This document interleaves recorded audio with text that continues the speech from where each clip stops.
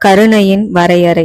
அனைத்து ஊர்களிலிருந்தும் வந்திருந்த பரம்பு வீரர்கள் குகைகளிலும் மாயன் மலைக்கு பின்னே இருந்த சமவெளியிலும் நிறைந்திருந்தனர். போருக்கான நிலையே இல்லாமல் அனைவரும் கூத்து களத்திற்கு வந்ததை போல மகிழ்வுடன் கழித்திருந்தனர். மாயன் மலையில் தங்கியிருந்த வீரர்களுக்கு நடுவில் மூட்டப்பட்ட நெருப்பில் ஒரு விலங்கின் இறைச்சி வெந்து கொண்டிருந்தது. ஒரு வீரன் பாணனை போல பாட்டு செய்து ஆடிக்கொண்டிருக்க அனைவரும் கண்டுகளித்து கொண்டிருந்தனர். பல ஊர்களிலிருந்து பரம்பினர் அழைத்து வந்திருந்த வேட்டை நாய்கள் தூரத்தில் அமைதியாக அமர்ந்திருந்தன. மாயன் மலையில் இருந்த குகையில் பாரி, வாரியன், முடியன், நிலவன் என அனைவரும் அமர்ந்திருந்தனர். பழத்தட்டுக்கள் அனைவருக்கு எதிரேயும் வைக்கப்பட்டிருக்க நடுவில் நெருப்பு எரிந்து கொண்டிருந்தது. சேரன் எப்போது உள்ளே நுழைவான் என்று தெரியவில்லை என்றான் முடியன். நாளையோ அதற்கு அடுத்த நாளோ என்றான் பாரி. எப்படி கூறுகிறாய் என்றான் வாரியன். சேர வீரர்கள் வருவது நின்றுவிட்டது. மேலும் கூடாரங்கள் மன்னனுக்கும் தளபதிகளுக்கும் மட்டுமே அமைக்கப்பட்டுள்ளன. எனவே அதிக நாட்கள் நாம் காத்திருக்க நேராது. அனைத்து ஊர்களில் இருந்தும் வீரர்கள் வந்துவிட்டனர். நமது திட்டம் என்ன என கேட்டார் வாரியன். பெரு ஆனந்தமுள்ளி பசு கம்புக செடிகளின் இலை குவியல்களை செம்மலைக்கு எதிரே உள்ள சமவெளியில் நிரப்பிவிட்டனரா என்றான் பாரி. முடிந்தது. பெண் செடிகளாக தேர்ந்தெடுத்து குவித்திருக்கிறார்கள். நன்கு உலர்ந்து காய்ந்த இலைகளுடன் காயாத இலைகளை கலந்திருக்கின்றனர் என்றார் வாரியன். போர் என வந்துவிட்டாலே வாரியன் மிக கவனமாக ஆயுதங்களை சேகரிப்பார். ஒரு படைக்கு ஆயுதங்கள் விலங்கின் பற்களை போல. சரியான இடத்தில் சரியான நேரத்தில் பயன்படுத்தப்படும் சரியான ஆயுதங்கள் படையின் வலிமையை பன்மடங்கு பெருக்கும் என்று நம்புபவர். நாளைய தேவையை இன்றே நிறைவு செய்பவர். நமது தகவலை மீறி 20 வயதுக்குட்பட்ட பரம்பு வீரர்கள் எவரேனும் வந்திருந்தால் அவர்களை விற்போர்க்கு மட்டும் பயன்படுத்துங்கள். வாட்படையில் சேர்க்க வேண்டாம் என்றான் பாரி. கலைகள் கற்று முடித்த அனைத்து சிறுவர்களும் போரிட்டு தங்களது திறமையை காட்ட துடித்து கொண்டிருந்தனர். ஆனால் சிறுவர்களை போரில் ஈடுபடுத்த விரும்பாத பாரி 20 வயதுக்குட்பட்டவர்களை அனுப்ப வேண்டாம் என தகவல் அனுப்பியிருந்தான். நான் வாட்படைதானே என்றான் நிலவன். நீ இல்லாமலா என்று பாரி கூறியவுடன் முடியனும் வாரியனும் சிரிக்க நிலவன் ஐயத்துடன் பாரியை நோக்கினான். பாரி தொடர்ந்தான். முத்திரமலை புலிகரட்டின் மேல் இருக்கும் பழையனையும் கூடலனையும் திரும்பி வருமாறு தகவல் அனுப்புங்கள். நீங்கள் முத்திரமலைக்கு சென்று 2 மலைகளையும் உங்கள் கட்டுப்பாட்டில் வைத்துக் கொள்ளுங்கள். மலைகளை கைப்பற்ற சேரன் முயற்சிக்க மாட்டான். கொடியூரை நோக்கி தொடர்ந்து முன்னேறவே நினைப்பான். சேரப்படையின் மீது அதிக சேதத்தை ஏற்படுத்த மலையுச்சியில் நீங்கள் தேவை. படை உள்ளே நுழையும் போது தாக்க வேண்டாம். அவர்கள் உங்கள் தாக்குதலை எதிர்பார்ப்பார்கள். கொடியூரை நோக்கி வலப்புறம் சேரப்படைகள் திரும்பும் போது பெருங்கொடி மின்னை செடிகளால் குழப்பம் ஏற்படும். அந்த கணத்தில் மாயன் மலையின் இரு புறங்களில் இருந்தும் யானை பாகன்களால் மதமேற்றப்பட்ட 2 யானைகள் சேரப்படையை நோக்கி வெறியுடன் முன்னேறும். படையின் கட்டுக்கோப்பு முழுதும் குலைகையில் உங்கள் தாக்குதலை துவங்குங்கள். அதே சமயத்தில் முத்திரமலைக்கும் மாயன் மலைக்கும் இடையில் இருக்கும் சருகுமலை குன்றிலிருந்து முடியனும் மாயன் மலையின் இரு புறங்களில் இருந்து ஒளியனும் கூடலனும் தாக்குதலை துவங்கட்டும். கொடியூரை நோக்கி திரும்பும் சேரனின் முழு படையை நான் மறிக்கிறேன். நீ சருகுமலை குன்றிலிருந்து வா என்றான். நமது திட்டப்படி செயல்கள் நடக்காவிட்டால் என்று நிலவன் ஐயமுற பாறை முகட்டிலிருந்து விழும் நீர்வீழ்ச்சி பாதை அறியாமல் தான் விழுகிறது. விழுந்த பின்னர் பாதை அமைத்துக் கொள்கிறது. சூழ்நிலைகளுக்கேற்ப எதிர்வினை நிகழ்த்துவோம். மோரில் திரியும் வெண்ணெயை பிரித்தெடுப்பது போல சேரப்படையை வழிநடத்தும் கடம்பனையும் அவன் நண்பர்களையும் பிரிக்க வேண்டும். வழி தவறிய கன்றுகளாய் திரிபவர்களை சீர்படுத்தும் பொறுப்பு நமக்கு உள்ளது என்றான் பாரி. பிரிக்க முடியாத அளவு அவன் சேரர்களோடு கலந்து விட்டான். முயற்சிப்பது நமது கடமை. பழங்குடி என்பதை கடம்பன் மறந்து விட்டான். நாம் இன்னும் மறக்கவில்லையே என்றான் பாரி. சேரனின் முழு படையின் தாக்குதலை எதிர்கொள்ளும் தனக்கு ஏதும் நேர்ந்துவிடக் கூடாது என்றெண்ணி முடியன் பேசுகிறான் என்பதை பாரி புரிந்து கொண்டான். திசை மாறும் பழங்குடியினரை தாயுள்ளத்துடன் திரட்ட முயல்கிறான் பாரி என்பதை முடியன் புரிந்து கொண்டான். எனினும் இதனால் பாரிக்கு ஆபத்து ஏதும் ஏற்படுமோ என்று மருகினான்.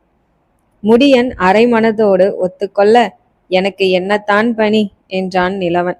நீ எனது மெய் காப்பாளன், என் நிழல் போல் என்னுடனேயே இருக்கப் போகிறாய் என்று பாரி கூற அனைவரும் சிரித்தனர். உன்னுடன் இருந்து நான் என்ன செய்ய? எல்லாரையும் நீயே முடித்து விடுவாய் என்றான் நிலவன். இல்லை நிலவா, என்னை நோக்கியே சேரனின் படை வரும். எனவே உன் வாட்கள் எனக்கு தேவை என்றான் பாரி. சிரித்தவாறு எழுந்த வாரியன், நான் சென்று ஒளியனையும் கூடலனையும் அனுப்புகிறேன் என்று கூறுகையில் சேரப்படைகள் தங்கியிருந்த சமவெளியிலிருந்து முரசுகளின் பேரொலி கேட்டது. நாளை உள்ளே நுழைகிறான் சேரன் என்றான் வாரியன். நாளை என் வாட்களுக்கு வேலை என்றான் நிலவன். நாளை இரவு கொடியூர் திரும்பலாம் என்றான் முடியன். எண்ணங்கள் 4 திசையிலும் தெரிய நிலவா என்ற குரல் கேட்டது. அனைவரும் திரும்ப நிலவனின் நண்பன் இளங்கீரன் ஓடி வந்தான். காலம் காலமாக குலமுடியர்களை உருவாக்கி தரும் சூலூர்காரன். நிலவனுடன் ஒன்றாக காடறிய சென்றவன். நிலவன் பெருமகிழ்வுடன் இளங்கீரனை நோக்கி ஓடிச் சென்று கட்டி கொண்டான். என்னவாயிற்று? வருவதற்கு ஏன் இவ்வளவு தாமதம் என்றான் நிலவன். 20 வயதுக்குட்பட்டவர்கள் யாரும் போர்க்களம் வரக்கூடாது என்ற தகவலால் எனது தாய் என்னை விடவில்லை.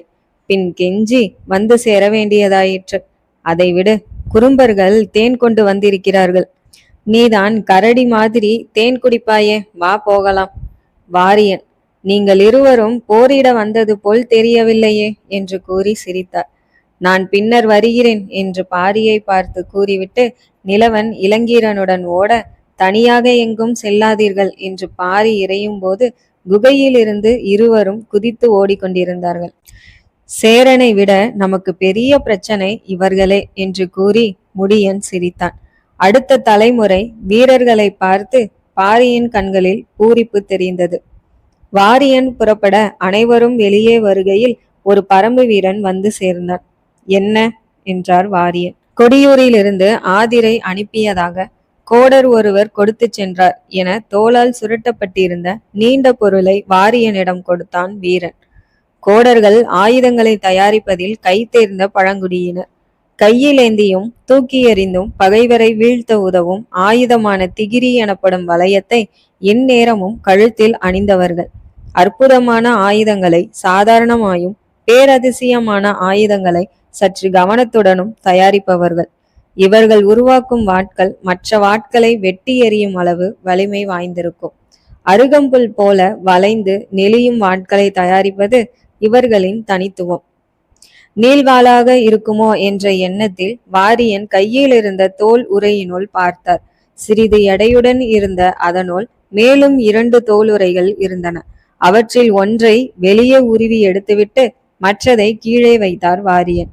கையில் இருந்த தோல் உரைக்குள் இருந்த பொருளை வெளியே இழுக்க நீளமாக கட்டப்பட்டிருந்த தடித்த வாள் இருந்தது. பாரியின் முகம் சிரிப்புடன் மலர துவங்கியது. வாளின் 2 இடங்களில் மேலும் கீழுமாக கட்டப்பட்டிருந்த கட்டுகளை பிரித்தார் வாரியன். மட்டுவு என்ற சிறிய கைப்பிடியுடன் நீண்ட வாள் இருந்தது. ஒன்றன் மேல் ஒன்றாக மலர் மொட்டின் இதழ்கள் போல் நீண்ட மெல்லிய வாட்கள் படிந்திருக்க உரிமை என்றார் வாரியன் அதிர்ச்சியுடன். மெதுவாக திருப்ப மலரிலிருந்து இதழ் உதிர்வது போன்று மென்மையுடன் மிக மெல்லிய 32 வாட்கள் நெகிழ்வுடன் கீழிறங்கின. கைவிடா ஆயுதங்களில் வாட்களின் வகைகளில் மனிதன் உருவாக்கியது தலைச்சிறந்த ஆயுதம் உரிமை எனப்படும் சுருள்வாள். 8 திசையிலும் தாக்கக்கூடியது. இதை தடுத்தோ எதிர்த்தோ நிற்கக்கூடிய ஆயுதங்களே உலகில் கிடையாது. பகைவனுக்கு எவ்வளவு ஆபத்தோ அதே அளவு ஆபத்தை பயன்படுத்துபவருக்கும் உண்டு. சுழன்று வரும் ஒரு வாள் சுழற்றுபவரின் மேல் பட்டால் சதை சிதறிவிடும். உரிமையை சுழற்றுவது மிக கடினம். காயப்படாமல் சுழற்றுவது நடவாத ஒன்று. வைகலானும் சுழற்ற முடியாத கற்றுத்தராத ஒரே ஆயுதம். உரிமையை பயன்படுத்த போகிறாயா என்றார் வாரியன் அதிர்ச்சியுடன். நான் போரிட வேண்டிய அவசியமே நேராது என்றான் பாரி சிரித்தபடி. வாரியன் கைப்பிடியை பிடித்து மென்மையாக உதற ஒவ்வொரு வாளும் தனித்தனியாக சங்கிலியை போல் நெகிழ்வுடன் வளைந்து மேலெழுந்து ராசநாகம் போன்று சீர ஒரு வாள் வாரியன் கையின் மிக அருகே வந்து சென்றது. வாரியன் திகைத்து நின்றார். அருவியின் ஓசையை போன்ற உரிமையின் சத்தம் குகையில் எதிரொலித்து நடுக்கத்தை தர முடியனின் கண்கள் விரிந்தது. உனக்கு சுழற்ற தெரியுமா? யார் கற்றுத்தந்தது என்றார் வாரியன் வருத்தத்துடன். ஆதிரை என்றான் பாரி.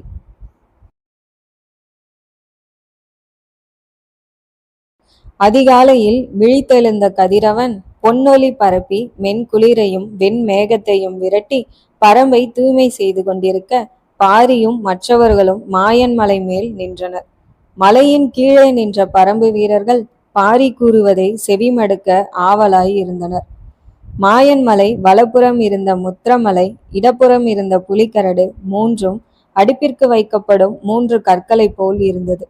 பாரி மேலிருந்து பார்க்கையில் மலைகளை தாண்டி சமவெளியில் நிலை கொண்டிருந்த சேரனின் முழு படையும் தெளிவாக தெரிந்தது. படையின் நடுவில் வேந்தனுக்கும் தளபதிகளுக்குமாக அமைக்கப்பட்ட கூடாரங்களும் தெரிந்தன. சமவெளியில் இருந்து நேராக முன்னேறும் சேரப்படை மாயன் மலையை அடைந்ததும் கடம்பன் வலப்புறம் திரும்பி கொடியூருக்கு அழைத்து செல்வான். அதுவே அவன் வந்த பாதை. பெருங்கொடி மின்னை தாவரங்கள் அந்த பாதையில் ஏற்கனவே பதியனிடப்பட்டு இருந்தன. அதனூடே நுழையும் வீரர்கள் தாவரங்களால் பாதிக்கப்பட்டு குழப்பமடைவார்கள். அந்த பாதையை ஏற்கனவே புலி அருவியை நோக்கி மலை மலசர் குலத்தினர் திருப்பியிருந்தனர். புலி அருவிக்கு செல்லும் பாதையில் படையை அழைத்து செல்லும் கடம்பன் பாதை மாறுவதை கண்டறிய சில நாழிகைகள் ஆகும். தாவரங்களால் குழப்பம் ஏற்பட துவங்கும் போது தாக்குதலை துவங்கி 3 மலைகளுக்கு இடையிலேயே சேரனை முறியடிக்க பாரி திட்டமிட்டார். முடியனை நோக்கி திரும்பி திட்டத்தை கூற துவங்கினான். பாரி மாயன் மலையின் உச்சியில் பேசி கொண்டிருக்கையில் சருகுமலை குன்றிலிருந்து பறவைகளின் கீச்சிடுதல் கேட்டது. முத்திரமலையில் இருந்த கழுகுகளும் பருந்துகளும் பதறி சிதறியது. பறவைகளின் தலைகள் உடல்கள் கீழே விழுந்தபடி இருக்க சூரியனை மறைத்தபடி வெண்தலை கூலி மேலெழுந்தது. எழுந்த கணத்தில் முத்திரமலையை தாண்டியது. வெண்தலை கூலி வானத்தை ஆளும் கொன்றுண்ணி, கழுகினத்தை சார்ந்த இரத்தம் குடிக்கும் பறவை. பறவைகளை மட்டுமல்லாமல் கண்ணில் படும் விலங்குகள், மனிதர்கள் என்று அனைத்து உயிர்களையும் கொன்று மகிழும் பேருயிர். ஒரு பருந்தை கால்களால் பற்றி அதன் கழுத்தை தன் கூரிய அலகால் வெட்டி எறிந்துவிட்டு அலகை கழுத்தினில் செலுத்தி குருதியை குடித்தபடி வெண்தலை கூலி பறந்து வர 4-5 பருந்துகள் பயந்து நாலாபுறமும் பறந்தன. சற்று மேலெழுந்த வெண்தலை கூலி தனது சிறகை இருமுறை அடிக்க புயல் போல காற்று எழும்பியது. அடுத்த கணம் சிறகுகளை உள்ளிழுத்து அம்பாய் பாய்ந்த வெண்தலை கூலி இடமும் வலமுமாய் பறந்து முதல் பருந்தை கால்களால் பற்றி 2ஆக பிரித்தெறிந்தது. அடுத்த பருந்தை சில நொடிகளில் அடைந்து அதன் அழகால் கொத்த அந்த பருந்தின் தலை சிதறி போக உடல் கீழே விழுந்தது. மீண்டும் சிறகை அடித்து வேகம் சேர்த்த வெண்தலை கூலி சில நொடிகளில் அனைத்து பருந்துகளையும் கொன்று குவித்தது. சிறகுகள் உடல்கள் பறவையின் குருதியை வழியெல்லாம் சிதறவிட்டு மேலெழும்பிய பறவையின் கண்களில் மாயன் மலையின் மேல் நின்ற மனிதன் தெரிந்தான். வெண்தலை கூலி மனிதனின் தலையில் கொத்தினால் கை நுழையும் அளவு தலையில் ஓட்டை விழும். தோள்களை பற்றி மேலே தூக்கி சென்று நிலத்தில் எரியும். வெண்தலை கூலியை பார்த்தவுடன் மனிதர்கள் தரையோடு தரையாக பதுங்குவதே வழக்கம். தனக்கு பணியாமல் நிற்கும் மனிதனை கண்டதும் வெண்தலை கூலி வெகுண்டது. வேகமாக நெருங்கியது. மலையின் அடிவாரத்தில் நின்ற வீரர்கள் சத்தம் வந்த திசையை நோக்கி திரும்ப மிக வேகமாக ஒரு பறவை பருந்துகளை பிரித்தெறிந்துவிட்டு மலையின் மேல் நின்ற பாரியை நோக்கி வருவதை கவனித்தனர். வெண்தலை கூலி என்று ஒருவன் அலற வீரர்கள் பதறி போய் பாரியை நோக்கி குரல்களை வெடிக்க கூச்சலிட துவங்கினார்கள். மலையின் மேல் நின்ற பாரி முடியனிடம், நீ கீழிறங்கி வாட்படையை சருகுமலை குன்றினருகே நிறுத்திவிட்டு காத்திரு என்றான். பின்னர் ஒளியனிடமும் கூடலனிடமும், நீங்கள் விற்படைகளையும் பாகன்களையும் ஆயத்தமாய் இருக்குமாறு கூறுங்கள் என்றான். பாரி கூறிக்கொண்டிருக்கையில் பாரியின் பின்னே பார்வையை செலுத்திய ஒளியன் பதறியவாறு படு என்று கத்தியபடி முழங்காலை மடக்கி உட்கார முடியன் பாரி என்று அலறியவாறு முன்னேறினான். நிலவன் குழப்பத்துடன் நின்றான். அதிவேகமாக ஒரு பறவை பாரியை நோக்கி செல்வதை கண்ட பரம்பினர் அதிர்ச்சியில் உறைந்திருக்க பாரி ஒரு கணத்தில் தன்னை சுற்றி நிகழ்வதை உணர்ந்தான். காதில் கேட்ட பறவைகளின் கீச்சிடல், ஒலியனின் பதட்டம், அவன் வானத்தை பார்த்த விதம், படு என்ற குரல், வெண்தலைக்கூலியை பற்றிய அறிவு அனைத்தும் சிந்தையில் அணுவின் வேகத்தில் ஆராயப்பட்டது. ஆராயும் போதே சிந்தையிலிருந்து படுக்க கூறி உத்தரவு வராமல் சிதைக்க கூறி உத்தரவு பறந்தது. அனைத்து உயிர்களையும் கொன்றொழிக்கும் வெண்தலை கூலியின் மீதான வெறுப்பு மனதில் வெடித்தது. வலக்கை வாளை நோக்கி செல்ல, உடலின் இடப்புறம் சொருகியிருந்த வாளை வீசுவதற்கு எளிதாக பாரி உடலை வலப்புறமாய் சுழற்றினான். திரும்பும் போதே வெண்தலை கூலி தலையில் கொத்தும் என்ற அறிவினால் தலையை அதன் பாதையிலிருந்து நகர்த்த துவங்கினான். தலை நகரும் போதே வாளை உரையிலிருந்து உருவ துவங்கினான். மிக வேகமாக வந்த வெண்தலை கூலி பாரியின் தலையை நெருங்க பாரியின் வாள் அறமாய் உயர்ந்தது. உயிர் பொழுதில் பாரியின் கண்கள் பறந்து வரும் வெண்தலை கூலியையும் அதன் வேகத்தையும் கணிக்க காற்றை கிழித்து வாளை மின்னலாக மேல் நோக்கி வீசினான். சீறி சென்ற வாள் பாரியின் தலையை நெருங்கிய பறவையின் வலப்புற இறக்கையை வெட்டி சென்றது. இறக்கை வெட்டப்பட்ட பறவையின் உடல் பாரியை தாண்டுகையில் ஒரு புறமாய் சரிய, பாரி திரும்பாமலே மேலேற்றிய வாளை அதே வேகத்தில் பறவை சரியும் இடத்தை யூகித்து கீழ் நோக்கி வீசினான். அரை வீச்சில் சென்ற நீள்வாள் மற்றொரு இறகை வெட்டி தள்ளியது. அனைத்தும் குற்றொளி பொழுதில் நிகழ வெகு வேகமாக பறந்து வந்து இறக்கைகள் வெட்டப்பட்ட வெண்தலை கூலியின் உடல் கீழே விழுந்து நிலவனின் முன்னால் உருண்டு சென்றது. விண்ணை ஆளும் பறவைக்கு மண்ணை ஆள்பவன் வீரத்தை காட்டினான். அழிக்கும் சக்திக்கு காக்கும் சக்தியின் அளப்பரிய ஆற்றலை காட்டினான். கண்ணிமைக்கும் பொழுதில் அனைத்தும் முடிந்துவிட ஒரு கணம் பரம்பே உறைந்தது. வீரர்கள் திகைத்தனர். கூடலன் சுவாசிக்க மறந்தான்.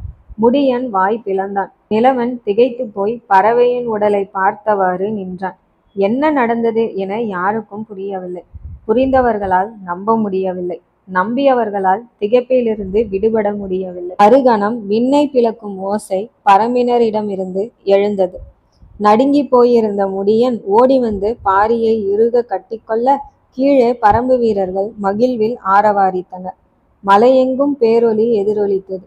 மகிழ்ச்சி கூச்சலை வெளிப்படுத்த நிலவனும் கூடலனும் விண்ணை நோக்கி கத்தினார்கள். உயிர் உறைந்து நின்ற ஒலியன் தன் கண்களையே இன்னும் நம்ப முடியாமல் நின்றான். அனைவரும் பாரியின் அருகே ஓடி வந்து பாரியின் கைகளை பிடித்து கொண்டனர். பாரி முடியனை நோக்கி திரும்பிய போது பாரியின் நெற்றியில் பறவையின் குருதி பொட்டு போல் தீற்றி இருந்தது. போரின் முன் குருதி சிந்துவது நல் நிமித்தம் என்றான் ஒலியன். அனைவரின் பதற்றத்தையும் நீக்க அவர்களை ஆற்றுப்படுத்திய பாரி மீண்டும் சேரப்படையை நோக்கி திரும்பிய போது அதிர்ந்தான். பாரியின் கண்கள் தொலைவில் நிலைத்திருக்க பாரியை விடுத்த முடியன் பாரி சேரப்படையை இருக்கும் திசையை பார்த்து கொண்டிருப்பதை பார்த்து அவனும் திரும்பினான். சமவெளியின் இடமிருந்து வலம் வரை விண்ணுக்கும் மண்ணுக்குமாக புழுதி புயல் முத்திரக்காட்டை நோக்கி வந்து கொண்டிருந்தது. பரம்பு வீரர்கள் ஒவ்வொருவராக திரும்பி புழுதி புயலை குழப்பத்துடன் பார்க்க மேலிருந்த பாரிக்கு புழுதியின் காரணம் புரிய துவங்கியது. சேரனின் குதிரைப்படை அதிவேகமாக வந்து கொண்டிருப்பதை கண்டான். குதிரைகளின் வேகத்தை பார்த்து அதிசயித்து நின்றான். குதிரைகளை பற்றி கேள்விப்பட்டிருந்தாலும் குதிரைப்படையை முதலில் பாரி பார்க்க மற்றவர்களும் மிகுந்த வியப்புடன் பார்த்து கொண்டிருந்தனர். பாரி நேராக பார்த்தபடி முடியனிடம் கூறினான். பரம்பிற்கு பரிசளிக்க சேரமான் குதிரைகளை அழைத்து வருகிறான்.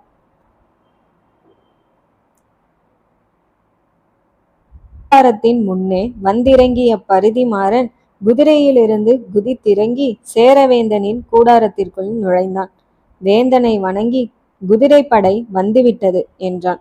படைகள் ஆயத்தமாகட்டும், ஒரு நாழிகையில் புறப்படுகிறோம் என்றான் சேரவேந்தன். ராசசிம்மன் ஏற்கனவே படைகளை பிரித்து நிலை நிறுத்தி இருக்க உத்தரவுகளை பிறப்பித்தவுடன் குதிரைப்படை 3ஆக பிரிந்து வெவ்வேறு நிலைகளுக்கு சென்றன. சேரவேந்தன் குதிரையில் ஏறி போர் துவங்கட்டும் என்று உத்தரவிட இரையை நோக்கி செல்லும் மலைப்பாம்பு போல படைகள் மெதுவாக ஊர்ந்து முன்னேறின. எக்காலங்கள் ஊதப்பட பேரிகைகள் முழங்கின. போர் முரசுகள் பேரொலி எழுப்ப வீரர்கள் ஆயுதங்களை ஒன்றோடு ஒன்று உரசி பெரும் சத்தத்தை எழுப்ப பெருத்த ஆரவாரத்துடன் சேர படைகள் முன்னேற துவங்கின. முத்திரக்காட்டு போர் துவங்கியது.